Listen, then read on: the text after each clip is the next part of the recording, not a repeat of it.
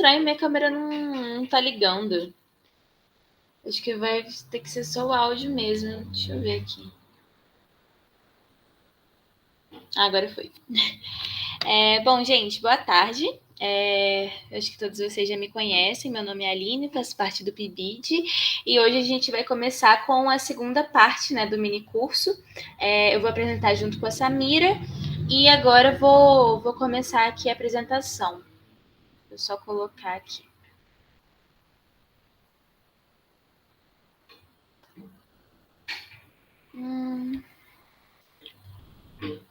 Começou a aparecer aí para vocês? Sim, amiga. Apareceu. Ok. Vou colocar aqui em tela cheia. Tá, então hoje nosso minicurso vai ser sobre introdução aos jogos tradicionais. E, bom, a primeira discussão que a gente coloca aqui é que o professor, em sala de aula, ele sempre vai se deparar com um dilema, né? Que significa continuar ou não uma aula que seja expositiva e mudar um pouco a sua metodologia e acabar optando por ir para outros caminhos que sejam mais pedagógicos e que incluam o próprio aluno no processo de ensino-aprendizagem. Contudo, a gente sabe aqui que por motivos que não cabem julgar ao professor, que muitas vezes isso não acontece e acaba sendo mais fácil o professor ele dar uma aula que seja expositiva, né? Aquela aula que seja só no quadro mesmo, que o aluno só copie e escreva, ou que seja ensinado ele a fazer exercícios do livro didático e só, né? Então ele acaba que fica apenas o ouvinte em sala de aula e ele não participa ativamente desse processo de ensino-aprendizagem. E, contudo, quando a gente começa a falar aqui sobre essa inserção dos jogos tradicionais no ensino, a gente começa a ver algumas potencialidades, né, que podem ser trabalhadas a partir disso. E que muitas vezes ficam, né, um pouco escondidas, um pouco afastadas quando a aula é só expositiva. Né? Então, a primeira delas seria a cognição, a capacidade do aluno desenvolver essa inteligência, essa personalidade. A segunda seria a afeição, uma vez que essa relação entre aluno e professor, entre aluno com os próprios alunos, ela começa a ser trabalhada, né? Muitas vezes a gente sabe que o aluno, ele vai para a sala de aula só para... E ele quer ter aquele momento de descontração com as outras crianças, com os outros adolescentes, mas ele é impedido porque ele precisa fazer silêncio, precisa prestar atenção na aula. E isso, às vezes, acaba sendo muito pouco interessante para ele, né? Então, o uso desses jogos, o uso dessas ferramentas acaba sendo interessante também por causa disso. Desenvolver a sensibilidade e a autoestima do aluno. Que seria também, que engloba a socialização, essa vida em grupo, e que engloba também o interesse, ou seja, essa motivação, uma vez que participando de um jogo, seja um jogo tradicional ou seja um jogo digital, ele está ali se deparando com a curiosidade em relação àquele conhecimento, àquele tema, e em relação à sua própria ação e desafio, ou seja, até que ponto eu vou conseguir chegar ali, até que ponto eu vou conseguir me inserir, aprender. Então, ele acaba participando ativamente do processo, ele acaba sendo o coautor, né, do seu processo de aprendizagem. E a outra característica seria essa potencialidade da criatividade, ou seja, ele conseguir pensar novas estratégias e novos recursos a partir daquele conteúdo que ele está aprendendo. Então, existem diferentes tipos de jogos e de materiais didáticos que podem ser utilizados. O primeiro deles seriam jogos recreativos. É aqueles jogos que a única finalidade seria o entretenimento e a diversão em si. Né? O diferente dele, os jogos pedagógicos, eles possuem o objetivo de alcançar essa finalidade pedagógica, né? Que vai ser referente ao determinado tema ou determinado conteúdo. E outra característica dele é que vão ser jogos criados pelo próprio docente também, ou que vão ser adaptados pelo próprio docente em relação ao tema que ele vai estar abordando. E a outra questão também, que é muito interessante de ser utilizada na geografia, seria maquetes e croquis, né? Que possuem a finalidade de representar de uma forma concreta e didática, ou seja, em 3D, ou em 2D, né? O fenômeno, objetos e processos da realidade. Então, seria diminuir essa escala para que o aluno ele possa ter uma visão do todo e consiga abstrair isso. Então, o objetivo dos jogos tradicionais, que podem ser desenvolvidos em sala de aula, seria propiciar aos alunos o aprendizado de uma forma lúdica, de uma forma motivacional e também desenvolvendo suas habilidades cognitivas, como aqui foi falado, a atenção, a observação, a interação e a participação. Ele também possui o objetivo de revisar e fixar o conteúdo. Vocês vão ver que existem muitos jogos que a gente vai falar aqui que eles são ótimos para ser aplicados em um momento pré-prova, pré-teste, justamente porque propicia essa revisão da matéria, além da integração e do diálogo com os alunos e com o professor. Então, ele desperta, né, esse espírito de trabalho em grupo, essa socialização, e para os docentes também é uma forma de inovação, né, no processo de ensino e aprendizagem. Porque é claro que não é muitas vezes só o aluno que vai ficar cansado daquela forma de aprender, o professor muitas vezes também fica, né? E às vezes ele deixa de inserir alguma coisa por falta de recurso, por falta de apoio da própria gestão, entre outros motivos. Então, alguns dos materiais básicos que podem ser utilizados para a elaboração desses jogos é papel chamex, cartolina, canetinha, tesoura, cola, que já são materiais básicos escolares, né, que todos os alunos deveriam ter acesso e que também podem ser dados, né, pela própria escola. A primeira forma de jogo que a gente vai abordar aqui seria um jogo da memória que pode ser associativa às regiões do Brasil ou também pode ser relacionado a outros temas. O primeiro jogo seria o dominó geográfico. Ele vai falar dos estados brasileiros e ele é ideal para ser colocado a partir do sétimo, sexto ano. Então, qual que é a questão aqui? O professor, primeiramente, o aluno vai jogar o jogo do dominó olhando, por exemplo, o mapa do Brasil. Então, ele vai observar com atenção esse mapa e a posição geográfica onde os estados estão. E a ideia Gente, peraí, rapidinho, acho que tem um barulho aqui. A ideia ela pode ser repetida com... Parou. A ideia pode ser repetida com os países da América ou com outros continentes. Então, aqui, por exemplo, nesse jogo de dominó, o professor ele desenhou os estados brasileiros e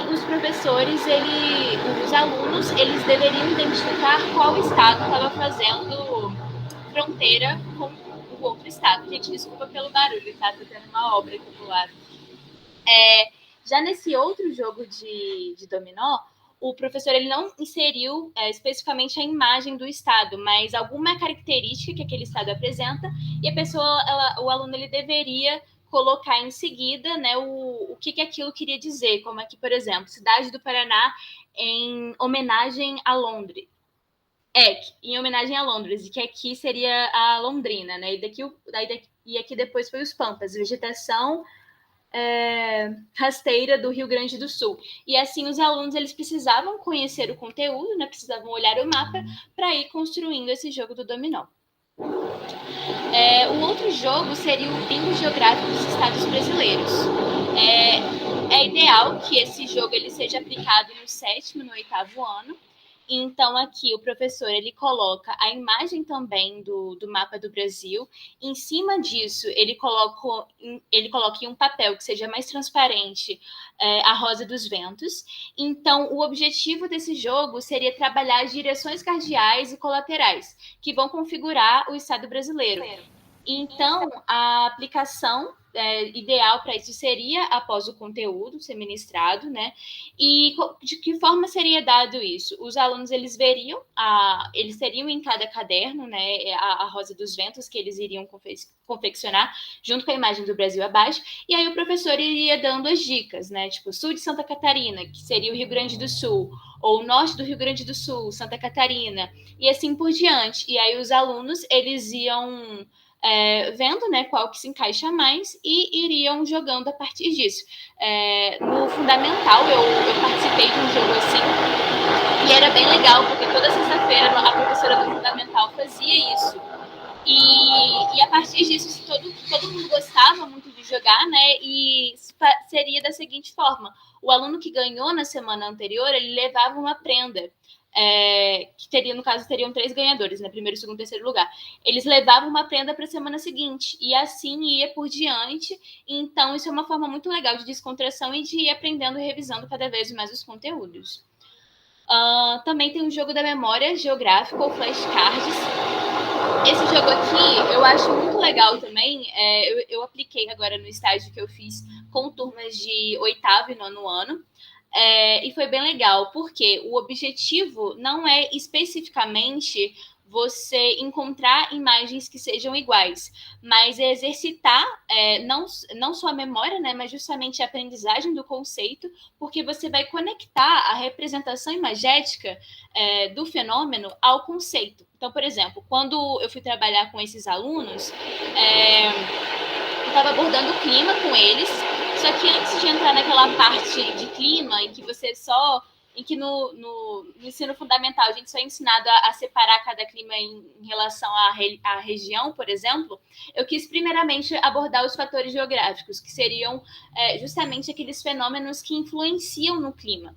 Então, o que eu fiz foi criar esse jogo da memória, ou esses flashcards, em que eu, por exemplo, os fatores geográficos seriam continentalidade, maritimidade, relevo e assim por diante. Eu criei uma representação imagética, até no próprio Canva, de cada fenômeno, e depois fiz um outro flashcard explicando aquele conceito. Então, o aluno que, depois dele revisar, ele faria isso. Ele ligaria, né, a representação da imagem ao conceito.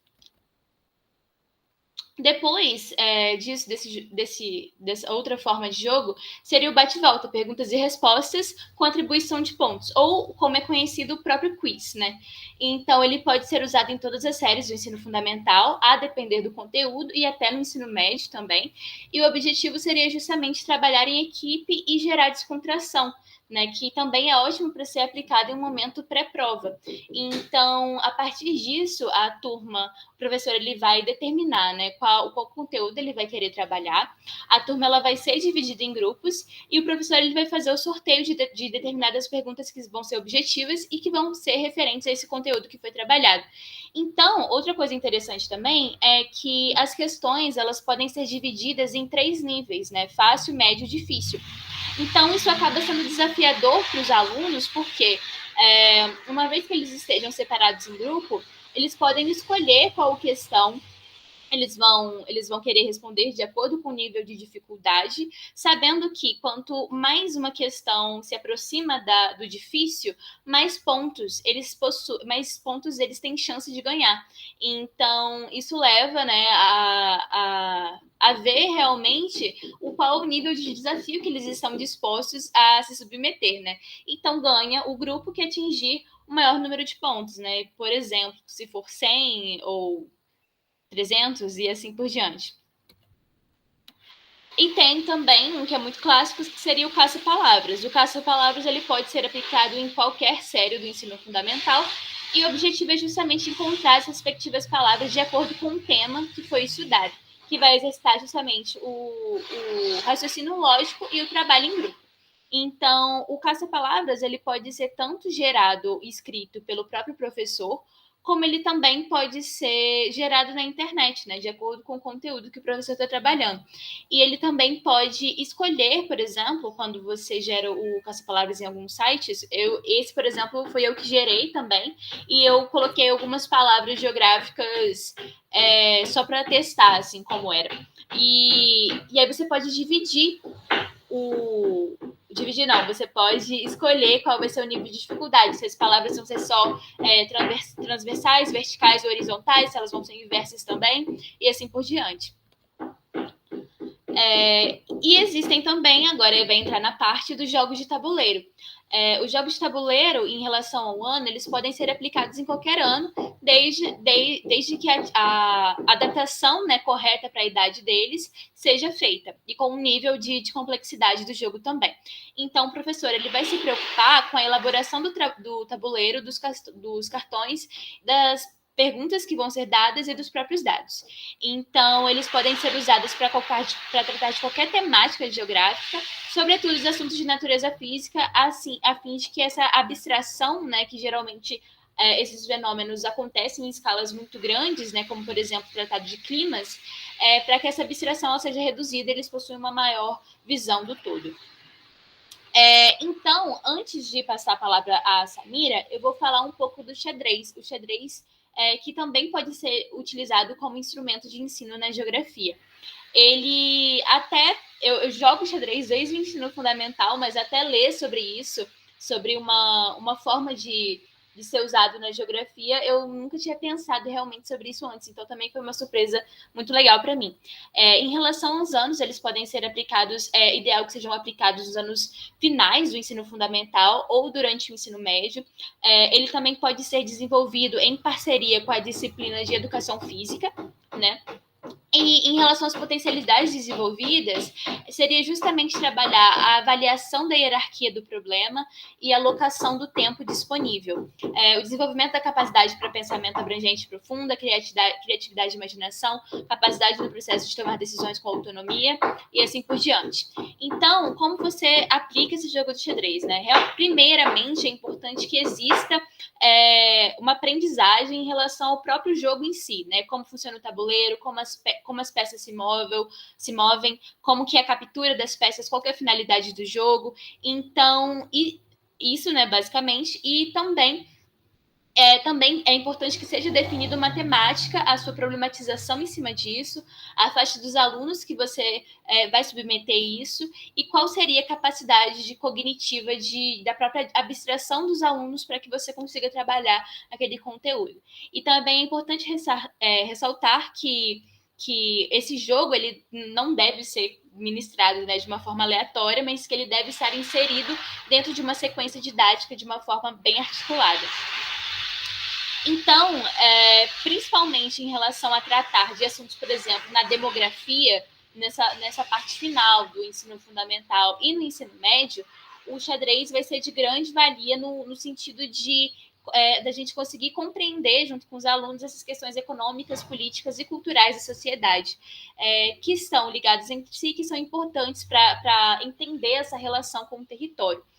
Então, eu não sei quem aqui já jogou xadrez, quem aqui conhece o jogo, mas basicamente, né, o objetivo do jogo é você dar checkmate, né, no rei. O checkmate é quando você coloca o rei numa posição, o rei adversário, no caso, que não tem como ele fugir de forma alguma, então ele vai ser capturado e aí o outro oponente ganha. E é um jogo basicamente de estratégia, né? Então, cada peça do xadrez, ela vai se mover de uma forma diferente. Os peões, que é esses que estão na linha de frente, eles só vão poder se mover para frente, e eles só vão poder capturar uma peça em diagonal. E o interessante é que a gente faz a relação do xadrez com a própria relação da sociedade, onde o rei, que seria a peça de maior importância dentro do jogo, que não pode ser capturado, senão você perde o jogo, seria a elite. A rainha funcionaria como a justiça e as leis. As torres seriam a propriedade privada. Os bispos seriam as instituições religiosas e os cavalos ficariam na parte de segurança e polícia. E os 8 peões, que seriam a classe trabalhadora. Então, é interessante colocar que os peões eles vão ficar justamente nessa linha de frente. Os peões são as peças que possuem menor valor, então tá tudo bem você perder um peão, porque isso não impede você de ganhar o jogo no final. E a partir do momento em que o peão se mexe, o objetivo principal do jogo é justamente você proteger o rei, ou seja, proteger a elite. E é engraçado também, né? Porque as outras peças, elas precisam proteger o rei. E, no caso, a dama, que seriam a justiça e as leis, vai ser a peça de segundo maior alto valor e que mais vai poder se mover em todas as direções para justamente conseguir proteger o rei.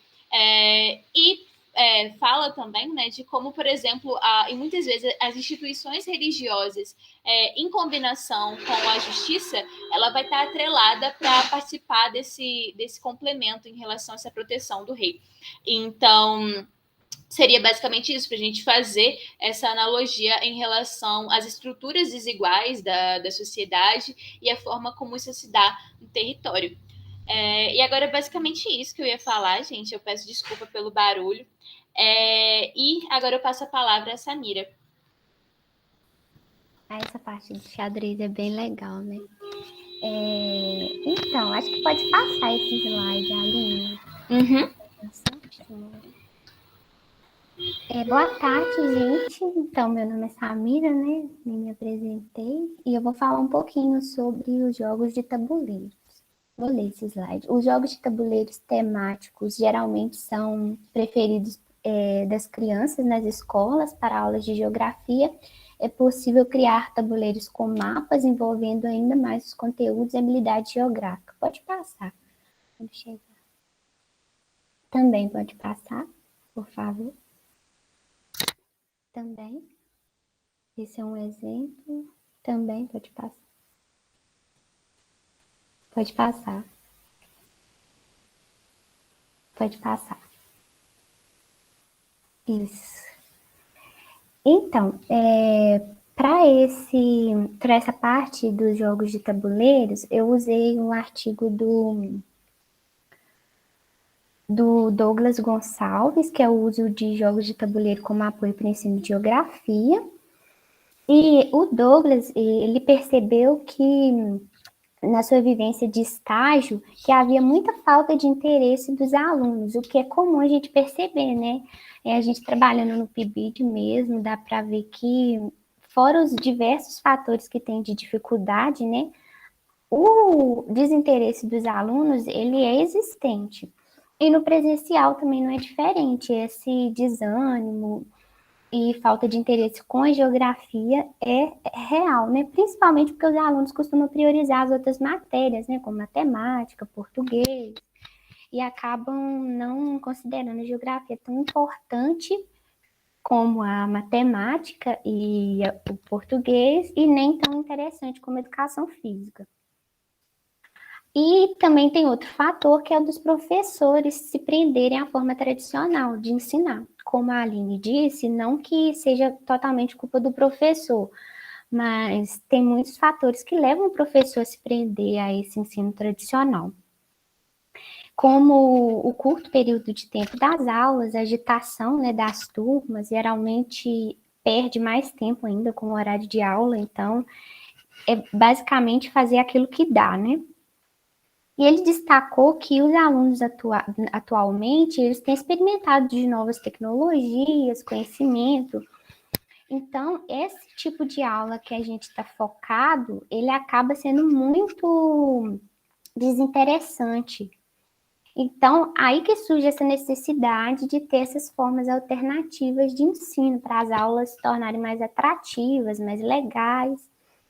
E o jogo de tabuleiro foi um método que ele usou para tentar atrair os alunos. Pode passar, Aline, por favor.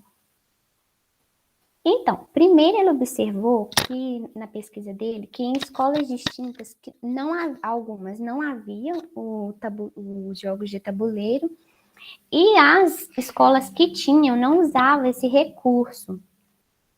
E a observação dele é que a falta do uso dos jogos de tabuleiro era pela pouca familiaridade do professor com esse tipo de dinâmica, e também a descrença de que um jogo possa servir como um método de ensino.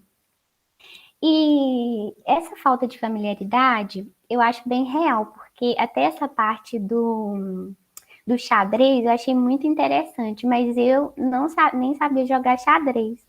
Aí eu falei, não tem como eu explicar de uma coisa que eu não sei, né? E realmente é isso, a gente demora a entender que um jogo ele pode servir como um instrumento de ensino. Ele trabalhou na escola de ensino fundamental, Juscelino Kubitschek, localizada na cidade de Vitória, no Espírito Santo. E foram turmas de 6º e 9º ano do ensino regular. Pode passar, por favor, Alina. Eu vou mostrar para vocês os 3 jogos que foi usado nessa pesquisa, que eu achei bem interessante. Esse jogo também eu não conhecia. Colonizadores de Catan. O jogo é voltado para 3 ou 4 integrantes, Nele, os jogadores eles competem numa ilha por recursos e o objetivo é proporcionar um processo econômico, criando vilas, estradas e cidades. E o vencedor é aquele que desenvolve mais ilhas no final do jogo.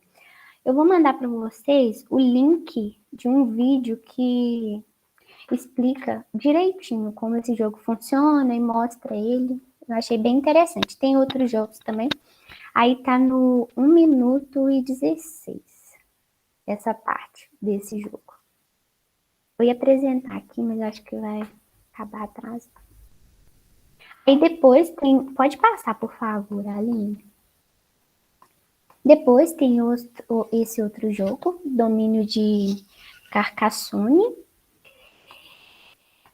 E nesse jogo, ele é voltado para 2 a 5 competidores. Ele é baseado na Idade Média. E os jogadores, eles competem para construir os espaços dessa região. Cada jogador coloca seus seguidores competindo pelos melhores espaços. O vencedor é aquele que conseguir se apropriar dos espaços mais valiosos. Aí, no final do jogo, com as cartelas completas, né? A gente pode desenvolver o conceito de espaço geográfico. Aí é que eu vou mandar. É o mesmo vídeo que explica um pouquinho desse jogo também, só que no 1 minuto e 21. É bem interessante. Amiga, acho que seria legal se passasse o vídeo, né? Posso Porque passar. tem tempo ainda. Tá Oi? bem cedo. Porque tem tempo ainda, tá bem cedo. Então, se você quiser passar... Eu vou apresentar o vídeo aqui. Para eu apresentar, a Aline tem que sair, não, né? Eu só parar a apresentação, depois quando acabar o vídeo, aí a gente volta. Ok.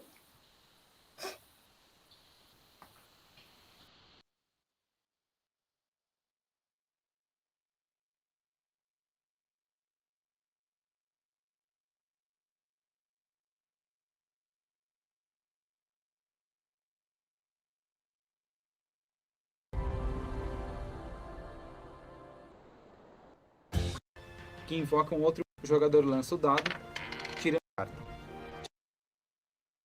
Vocês estão conseguindo ver e ouvir? Sim. Sim. Então, vamos lá. Tirando 5 ou 6, nada acontece e ele escapa ileso. Domínio de Carcassonne é um clássico Eurogame que pode ser jogado por 2 a 5 jogadores. A cada turno, o jogador coloca peças na mesa e vai formando cidades, estradas, campos e monastérios. No seu turno, o jogador pode colocar um bonequinho de madeira, conhecido como meeple, em uma peça que ele acabou de colocar. Pode ser uma cidade, uma estrada, um monastério ou um campo. Quando essa cidade estiver completa, por exemplo, ele vai ganhar pontos que são marcados nesse tabuleiro.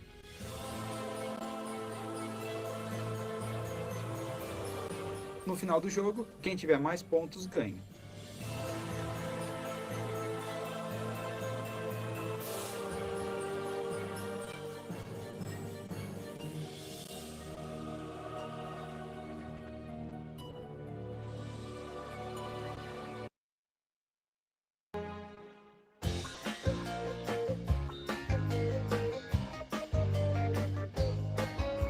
Colonizadores é o grande clássico dos jogos de tabuleiro modernos. É um jogo para 3 a 4 participantes. O objetivo é conseguir 10 pontos de vitória.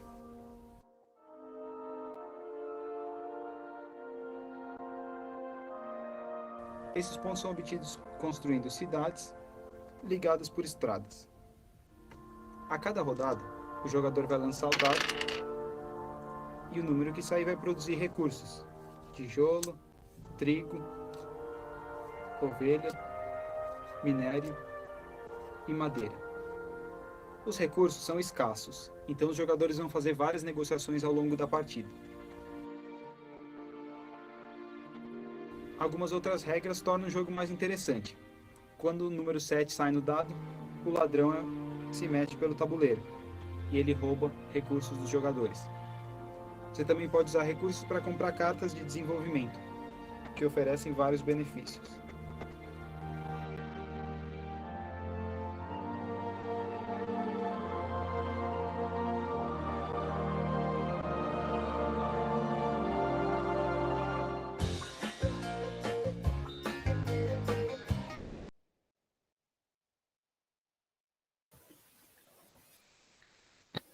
Aí, pronto.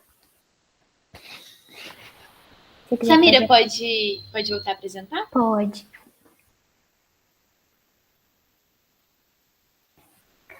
Aí eu vou estar falando, porque não tem muita coisa no slide sobre isso. O último jogo é As Regiões Brasileiras, que é no próximo isso. E ele foi criado pelo próprio grupo de pesquisa, né? Esse jogo, ele tem o objetivo de ajudar os alunos a entender sobre as regiões do país. E também um pouco mais sobre o processo político nas eleições. Aí ele acontece assim. É jogado por 4 grupos, cada um representa um grupo político disputado nas eleições presidenciais. O jogo tem um mapa do país dividido em territórios e não dividido em estados, em territórios. E alguns territórios, eles abrangem mais de um estado, para facilitar a dinâmica do jogo. Os territórios, eles são pintados em 5 cores diferentes, e corresponde a 5 regiões brasileiras. E os territórios, eles são separados por ponte, não é como nossa imaginação, como o país normal, né, que não vai ter aquele limite, ou um muro, ou algo do tipo, mas é só para facilitar o entendimento da separação. E conceitualmente, ele mostra que os políticos, durante as eleições, eles viajam pelos territórios e fazem ligações espaciais através disso, de um lugar para o outro, na busca por votos. Com a ponte sobreposta com o marcador de cor, ela simboliza que ali aquele político ou partido tem um número de votos, maior ou menor. E a certeza da vitória do grupo ou dos políticos vai estar relacionada ao grupo que conseguir a maior parte de territórios, né? E de pontes. Aí, feito isso... Oi, gente, só um minutinho que eu vou desligar.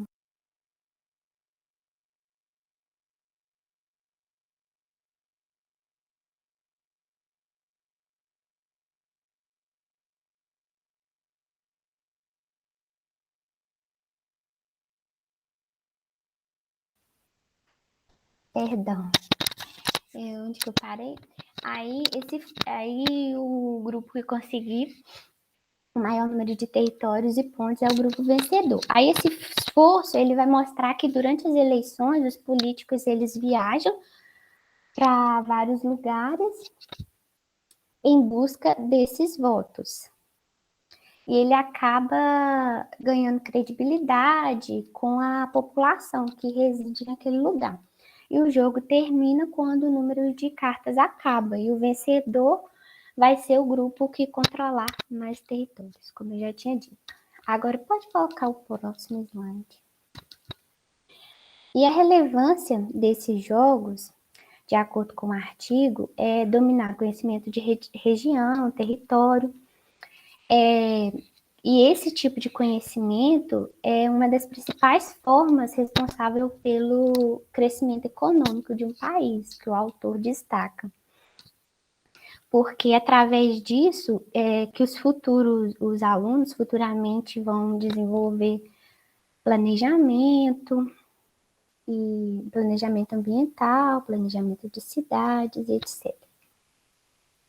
E por causa disso, ensinar esses conceitos de jogos, ele requer também criatividade, né? Porque não tem como simplesmente usar o jogo. Você precisa assimilar o jogo com aquilo que você está sendo ensinado.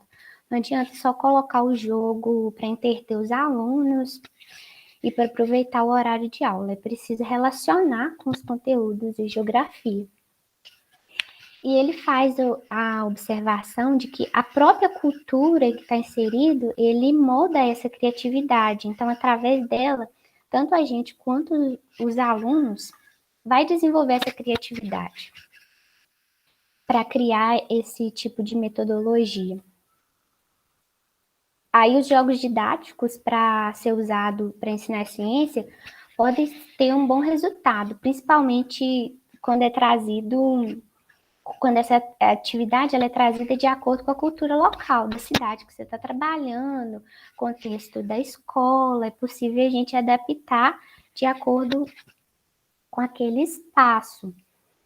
E para Castelar e os jogos, eles estimulam a cooperação e contribuem também para o processo contínuo de descontratação, auxiliando na superação do egocentrismo infantil, ao mesmo tempo que ajuda na formação de conceitos. Aí, no próximo slide, o autor considera os jogos como um meio educativo, contribui na formação das crianças, são extremamente direcionados para a educação infantil, eles são muito importantes, e eles são divididos em 2 grupos, o de enredo e de regras. O primeiro são aqueles que trabalham o imaginário da criança, que faz mergulhar no mundo da fantasia, no surgimento de ideias, de reprodução do mundo adulto. E o segundo são jogos de regras, são aqueles onde a criança trabalha as decisões e limites. E desenvolvem também elementos para a formação cidadã e a consciência política, como o jogo que foi elaborado por eles, né? Que representava as eleições. Aí ele destaca que as brincadeiras, elas devem ser da familiaridade dos alunos para que aconteça esse processo de assimilação, igual eu falei, adaptado à cultura. Por isso que é muito importante a gente conhecer onde a gente está trabalhando, né? E como o professor ele entra nesse processo? Pode mudar o slide, por favor, Aline? Um dos conceitos centrais que ele coloca é o conceito de mediação. Ele substitui a ideia do simples estímulo e resposta como uma proposta de aprendizagem por um ato mais complexo, que é o ato mediado. Aí que vem a frase, né? Que o professor é a figura essencial do saber para apresentar um elo intermediário, por representar um elo intermediário entre o aluno e o conhecimento disponível no ambiente. De acordo com Vygotsky, há 2 elementos mediadores: o instrumento, que tem a função de regular as ações sobre o objeto, e o signo, que regula as ações sobre o psiquismo da pessoa. Aí, através dos jogos, é possível utilizar formas, posições e representações do mundo real, que vai dar a possibilidade ao aluno de exercer e enriquecer sua capacidade de assimilação, e através da assimilação, o aprendizado. Então, o professor, ele deve ensinar a jogar e incentivar a participação de todos nesse processo.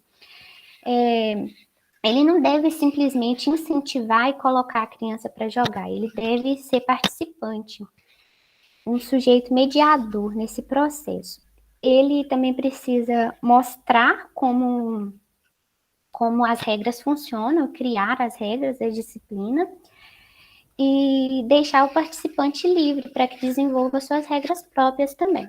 Esse tipo de tarefa aplicada pelo professor desperta nos alunos que são os participantes uma ação responsável, incentiva a inteligência, possibilita o exercício cognitivo, criativo, proativo. A Aline, ela falou isso um pouquinho no começo. Aí, no próximo slide, que é o final, acho que o nosso mini curso hoje vai ser por um tempo curtinho, eu coloquei a proposta da gincana, porque gincana é muito comum na escola, né? E eu lembro que quando eu estava na escola, todo mundo adorava a gincana. Era uma coisa que incentivava mesmo os alunos. Aí eu pensei, por que não colocar a gincana como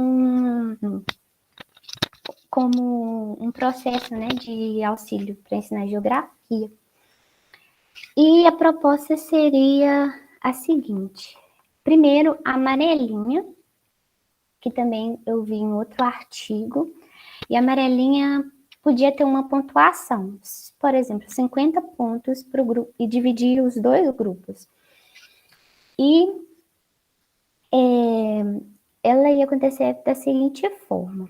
Os alunos podem ser divididos em dois grupos, mas o artigo ele indica que pode ser de 3 a 5 grupos. Eu achei melhor, já que fosse uma gincana, só dividir em 2 grupos, mas eu vou explicar de acordo com o artigo. Serão de 3 a 5 grupos e a depender do tamanho da turma. A inserção de trabalhar os alunos em grupo tem a finalidade de desenvolver a socialização dos estudantes, estratégia e raciocínio lógico. Depois, os grupos separados, eles irão montar a amarelinha do ponto da planície ao planalto, que vai ser o ponto final.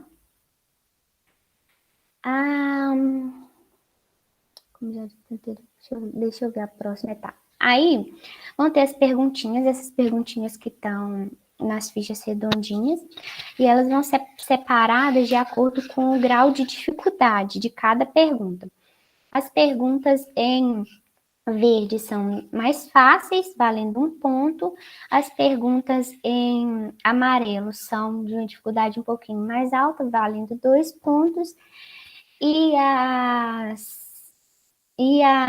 as fichas vermelhas são com as perguntas um pouco mais difíceis, de grau de dificuldade elevado, vão valer 3 pontos.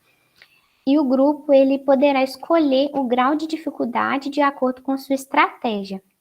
Se arriscarem muito para ganhar, vão ganhar ou perder muito. Por quê? Se eles responderem a resposta errada, eles vão ter que voltar casas. E se eles acertarem, eles vão avançar mais casas. Esse número de pontos é o número de casas que eles vão avançar. 1 ponto, 1 casa avançada. 2 pontos, 2 casas avançadas ou voltar. E se nenhum dos alunos souberem a resposta, o professor ele deve interferir e relembrar o conceito. Porque toda atividade que a gente falou aqui, ela tem que estar relacionada àquilo que está sendo ensinado ao longo do bimestre, ao longo do ano. Porque o objetivo é que o aluno fixe, né, esse conhecimento. Não que ele aprenda com o jogo, mas que ele consiga fixar aquilo que ele aprendeu. Ao final da atividade, o professor ele pode premiar os vencedores de alguma forma, né? E a finalidade dessa atividade, repetida, que era o que eu falei, né? Que não é para ensinar, é para fixar o conhecimento. A segunda atividade, pode passar, por favor, Aline? Seria a dedanha. Essa aqui, eu achei até um pouquinho mais chatinha para montar na sala de aula, né? Mas ela é bem legal. Só um minuto. Então, essa vai ser usada com o nome dos países, dos estados do Brasil e municípios. Municípios aqui está do Espírito Santo, mas seria adaptada para cada local, né? Que a gente for trabalhar. E é uma atividade voltada para o ensino fundamental, assim como a primeira, da amarelinha, mas aí vai ser adaptada de acordo com a turma. E o objetivo da atividade é relembrar e descobrir a localidade de alguns lugares do país e do mundo, observar e analisar as regiões onde o aluno tem mais desconhecimento e entreter os alunos. Através dessas atividades, entendendo a dificuldade dos alunos, dá até para a gente trabalhar mais para frente as partes que eles estão com mais dificuldade, né? Porque talvez durante a aula muitos alunos não perguntam são tímidos ou alguma coisa assim, né? E acaba que durante a atividade eles dialogam mais e a gente acaba percebendo o grau de dificuldade. Aí essa atividade propõe também o uso de uma música, que Esse é o Meu País, do Sérgio Reis. Pode passar a música antes da atividade para ajudar com o entendimento.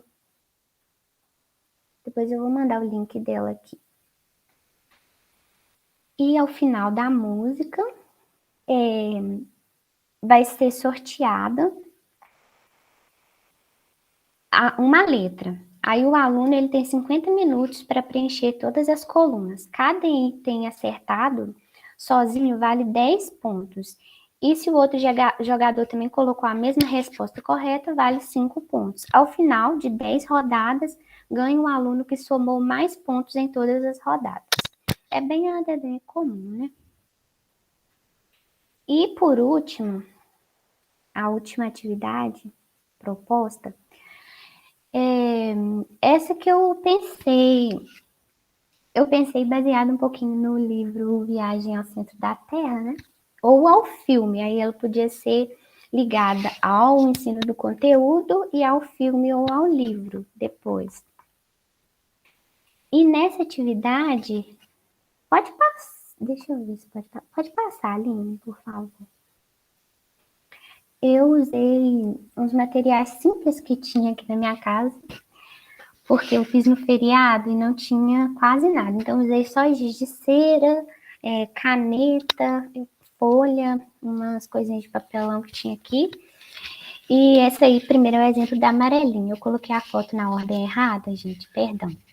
Essa aí é a amarelinha. Se vocês podem ver, tenho as fichas em vermelho. Aí, ó, tem aqui, ó, eu fiz assim, não sei se dá pra ver. Em verde, eu escrevi as perguntas de acordo com o que tinha no artigo. E em amarelo, foi bem facinho de fazer, sabe? Amarelo. Aí a gente pode tanto sortear essas fichinhas, como também fazer por escolha, como eu já tinha dito. E aqui, as amarelinhas, eu usei uma folha, para montar as amarelinhas, eu usei 3 cores de giz de cera. Eu usei giz de cera verde, vermelho e amarelo. O amarelo não tá aqui agora, mas foi bem simples mesmo. Aí o planície, planalto. E ficou bem legal, eu achei bem interessante, porque você pode juntar as folhas e colocar no envelope, só montar na hora, você não precisa colar, né? Então não fica tão difícil para transportar. Pode passar, por favor, Aline. Aí os materiais que eu usei, pode passar, por favor. E essa aqui a foto não ficou tão boa, que eu tive que tirar agora rapidinho. Mas esse da Viagem ao Centro da Terra seria...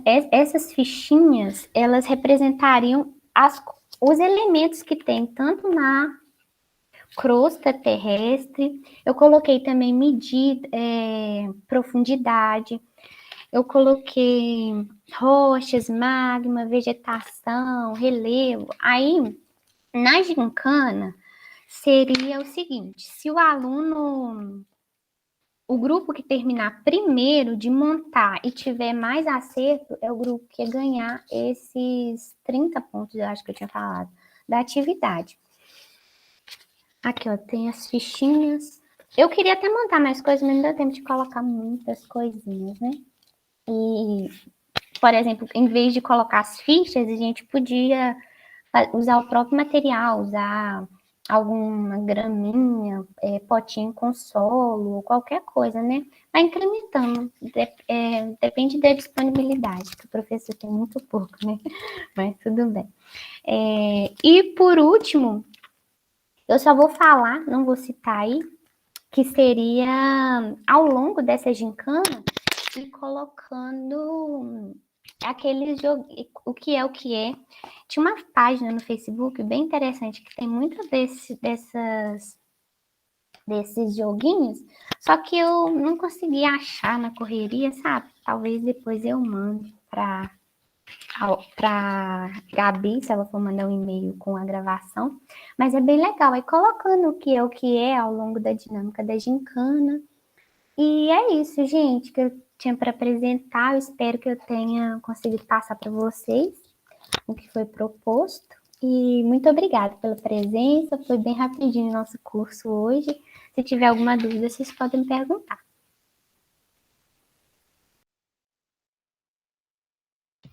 É isso, gente. Obrigada, viu? E se alguém quiser fazer algum comentário ou já ter usado, né, algum dos jogos em sala de aula, no estágio, algo assim, quiser compartilhar com a gente, fiquem à vontade também.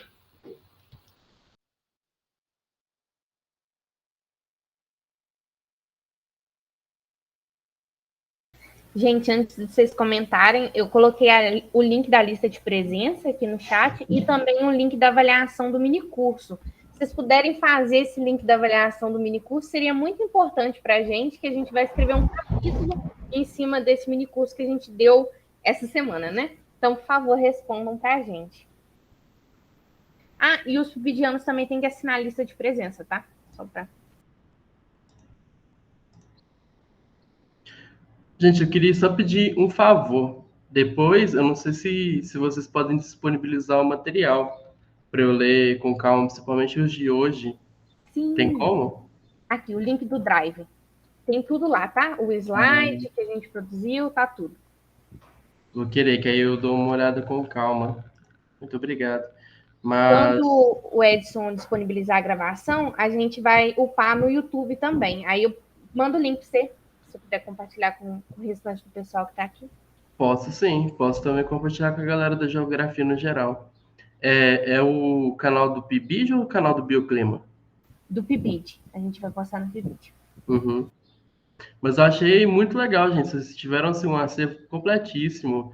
Entrou até referencial de psicologia da educação, Vygotsky, que achei assim, completamente sensacional. O primeiro dia também foi assim, sensacional, assim, as referências, as falas.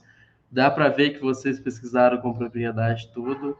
Eu acho que vai ser assim, de agregar nas minhas aulas, principalmente, né? Referenciando a mim que sou residente, vai agregar muito. Fiquei imaginando dos minicursos também o tanto que é útil. A Gabriela, no último dia, com aquele jogo, esqueci o nome agora. O Pedro estava mostrando, acho que é o Catu, né? Uma coisa assim. Muito interessante, gente, de verdade. World Wall, isso mesmo.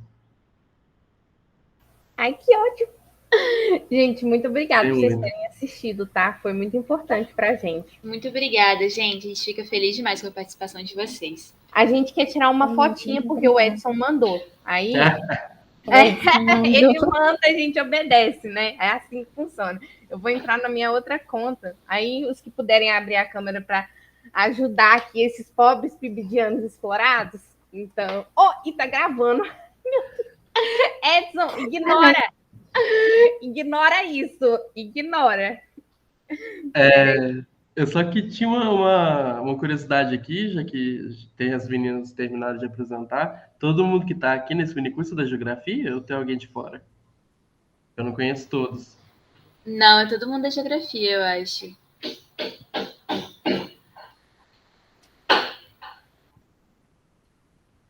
Aline, mate o seu vizinho.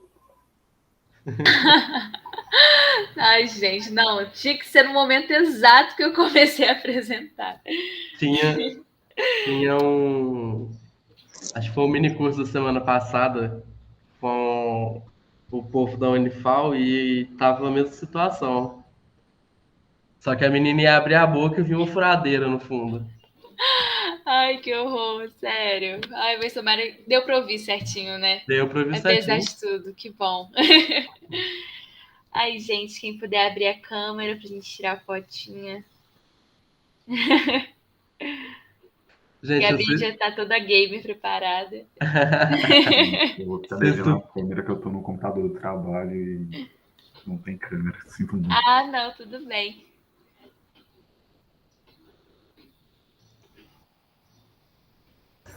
Gente, se eu abrir a câmera aqui, eu vou ter que tirar meu notebook. E aí vai desligar. Se vocês não ligarem de cair depois eu voltar, Ah, não, tudo bem. então calma aí. A gente tem tempo. É, verdade.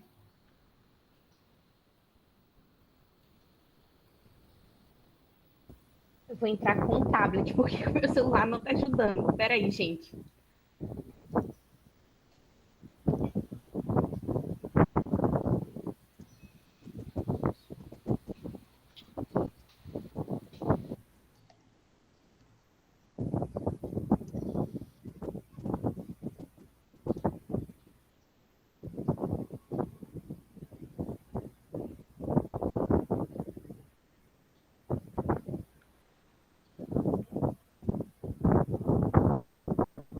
Pronto.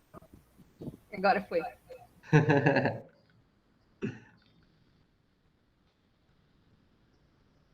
Pedro, música, você pode tirar?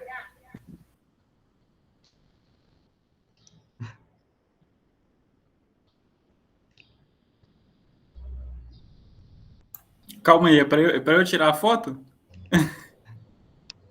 Sim, por favor. Ah, tá. É só o print mesmo da tela, né? Uhum. Ah, tranquilo, então.